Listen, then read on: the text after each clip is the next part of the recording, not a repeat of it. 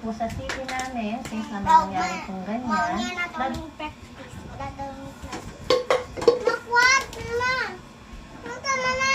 Si Ate Bila, bay, kuha sa palihog, bay, please lang. Pag please, uy, mura ko rito.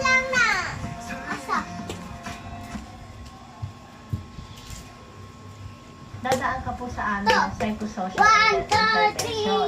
Ano po yung intervention? Ito ay Nagluto si ate ng manok na tinura. Sabah, uy! Mahaba-haba kasi itong proseso natin, ma'am. So, kaya Wala kayo ko. Wala pa kayo. Yung na tinatawag namin ang healing process. So, ma'am, regarding naman po dito, since si Sir Rafi po ay requesting na ma-turn over itong si Nene sa shelter kasi there are allegations nga na yung perpetrator, it's possible ay si father or si cousin.